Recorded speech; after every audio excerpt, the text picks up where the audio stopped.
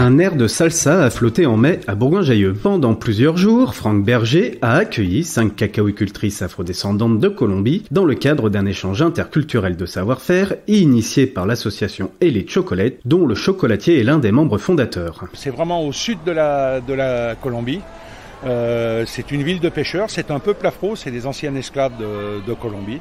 Elles vivent retirées dans les forêts, et Tumaco, et c'est une ville où c'est un bidonville, mais c'est la joie de vivre. Vous savez, la Colombie, l'Amérique du Sud, ça n'a rien à voir avec nous.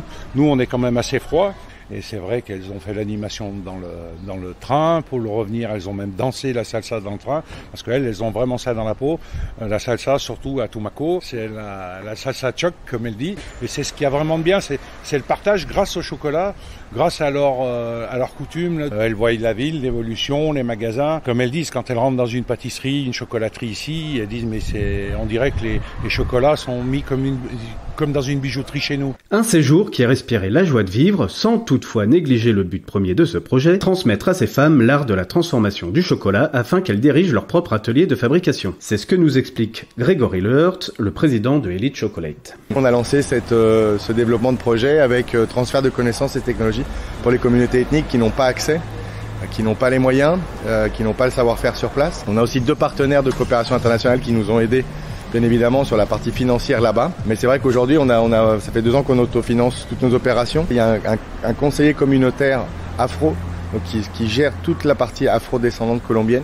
Donc il faut que ça soit validé par ce haut conseil. Il faut être un acteur connu là-bas. Donc bon, comme ça fait 6 ans que j'y vis et que je travaille là-bas à Tumaco notamment depuis 3 ans, ils me connaissent. Ensuite, il y a les partenaires de la coopération qui ont payé les billets des vols internationaux, les passeports. Le chocolat, ça permet beaucoup de choses, d'apporter un revenu, une diversification de revenus, pas seulement de vendre des fèves et de dépendre du marché. Ça va rajouter de la valeur ajoutée dans leur territoire. Le but, c'est de niveler les choses vers le haut, pas vers le bas. Car, bien que considéré comme l'un des meilleurs au monde, le cacao colombien ne représente que 2% de la production mondiale. Le pays du chocolat. Grégory gère la culture des fèves de cacao là-bas, surtout la fermentation, chose qu'eux ne maîtrisent pas beaucoup, pour avoir des fèves de très bonne qualité. Moi, je me suis rendu sur place avec Grégory, et puis c'est vrai que quand j'ai vu leurs conditions de vie, j'ai surtout vu ces femmes qui exploitaient le cacao et qui en vivent vraiment très mal, et qui fabriquaient un petit peu de chocolat. Et c'est vrai que quand j'ai goûté leur chocolat, elles font du chocolat, alors eux ils appellent ça la liqueur. Chez nous on appelle ça du pur pâte, c'est un chocolat à 100%, qui est pas sucré du tout. En plus il y a vraiment une grosse granulosité que vous avez dans la bouche, donc c'est vraiment pas agréable. Même eux quand on l'a goûté ensemble, je leur dis mais vous aimez bien? Oh si mais pas... Et en fait non, c'est ce que j'aurais dit. Alors de là j'ai pris une petite quantité, j'ai rajouté du sucre, et là tout de suite ils m'ont dit bah oui c'est meilleur. Et je leur ai dit, vous savez ce qu'on va faire, on va vous faire venir en France. On a pris cette décision avec Grégory. Et en France, on va vous montrer les méthodes de raffinage, les méthodes avec le sucre, pour avoir un chocolat qui est parfaitement lisse, comme nous on a l'habitude de le manger. Et vous verrez que c'est plus agréable, parce que du chocolat comme ça aujourd'hui, ils en ont. Mais le problème, c'est pas eux qui le fabriquent.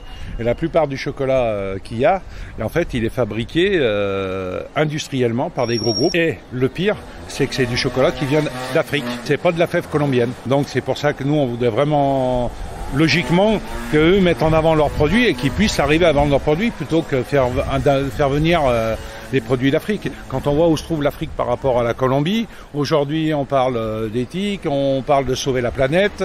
Là, il n'y a aucune logique dans ce qui se passe en Colombie.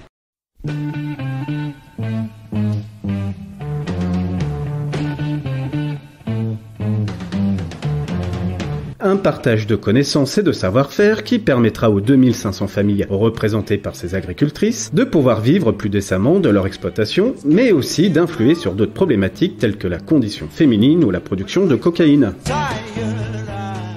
Il faut savoir que là-bas, il y a quand même beaucoup de narcotrafiquants, il y a beaucoup de cocaïne. Et en fait, ces femmes essayent d'éradiquer ça en plantant de la fève de cacao plutôt que la coca. Et elles se trouvent, nous, de partout où on va, en fait, c'est des zones de conflit, hein, il ne faut pas rêver. Où pousse la fève de cacao, pousse la coca. Donc c'est pour ça que pour elle voudrait vraiment éradiquer ça, que leur famille vive de la fève de cacao, mais il faut savoir que les revenus sont pas les mêmes. C'est plus facile de faire pousser de la fève de coca, la coca pardon, que de la fève de cacao. L'important, c'est l'émancipation de la femme à travers le chocolat aussi. C'est des thèmes sous-jacents qu'on peut pas forcément attaquer de manière frontale là-bas, parce que ça reste, faut le dire, malheureusement très machiste. Certaines femmes demandent encore à leur mari de leur donner des sous pour s'acheter des vêtements. Enfin, voilà. Puis socialement, c'est des gens très sensibles, donc faut être très, très délicat dans les approches. Nous, on serait vraiment heureux qu'elles en vivent. Donc c'est pour ça que là, avec Grégory, j'y retourne du 22 juin au 10 juillet. On va aller là-bas pour leur montrer et faire sur place avec elles, avec leurs conditions de vie, la température qu'il fait là-bas, leur matériel, tout ce qu'il y a là-bas, de manière à leur montrer que c'est possible. Je suis chocolatier aujourd'hui, moi si je fais mon métier pour fabriquer du chocolat, vendre des quantités phénoménales, agrandir mon exploitation, moi c'est pas ce qu'il y a de plus intéressant. Au jour d'aujourd'hui, moi le jour où je serai plus là, je veux qu'il reste quelque chose, vous comprenez. C'est une retransmission de savoir-faire et de connaissances au sein des communautés. Donc ces femmes ont un lourd... j'ai envie de dire, une lourde responsabilité, c'est de bien absorber le savoir et de bien pouvoir le retransmettre pour que ça se pérennise aussi là-bas. On retournera là-bas en juin et juillet pour assurer justement la viabilité de ce qu'on aura fait ici. Elles ont beaucoup de courage d'être là, parce qu'elles sont toutes leaders de leur communauté et elles vont toutes petit à petit essayer de convaincre les gens d'aller sur une route de l'égalité et de quitter l'illégalité. Donc voilà, c'est aussi une transformation socio-culturelle, donc ça prend du temps. Nous les humains, on n'aime pas trop le changement. Donc vous imaginez le type de changement pour elles, c'est assez incroyable. Un changement important qui prendra du temps, mais qui n'est pas impossible pour Katia, une des cacaocultrices. Yo vengo de Tumaco, vivo en una vereda llamada... J'habite à Tumaco, dans un petit village qui s'appelle La Reforma. Je fais partie d'une association qui s'appelle l'Association traditionnelle Agropecuaria. Et j'ai aussi une parcelle avec Consejo Bajo Dominio y Fronteras. Je travaille dans la transformation du chocolat et je suis aussi agricultrice du cacao. Je les sème, les cultive et les récolte. Je suis très contente d'être venue et de pouvoir connaître et apprendre de nouvelles choses que je ne savais pas. Grâce à Dieu, je suis celle qui parle le plus.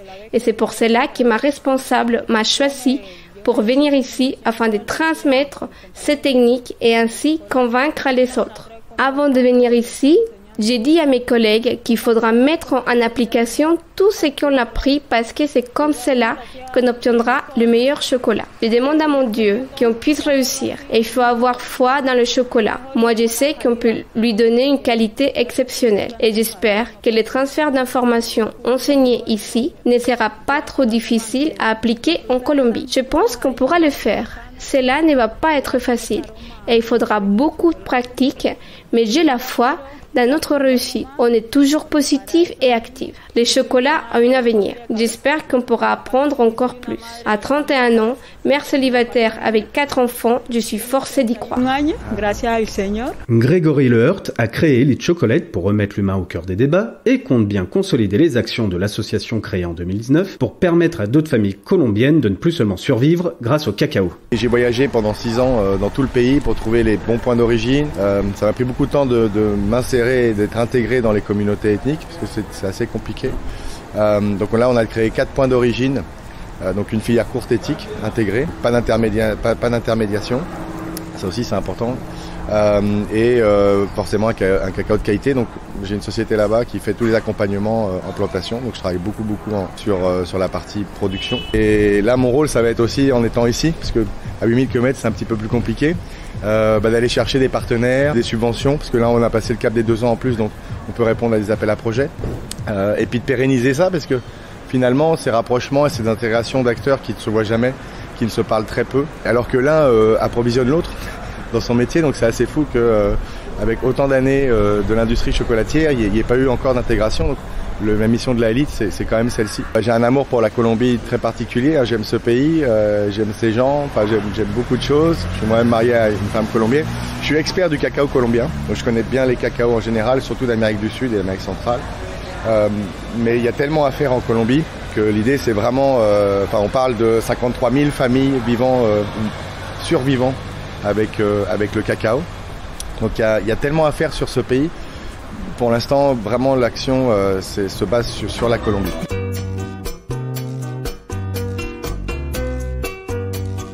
Cet épisode est désormais terminé. Vous pouvez retrouver notre émission Le Micro Local sur Spotify, Deezer et toujours sur notre chaîne YouTube Ville de Bourgoin-Jallieu. Adios, Zapata.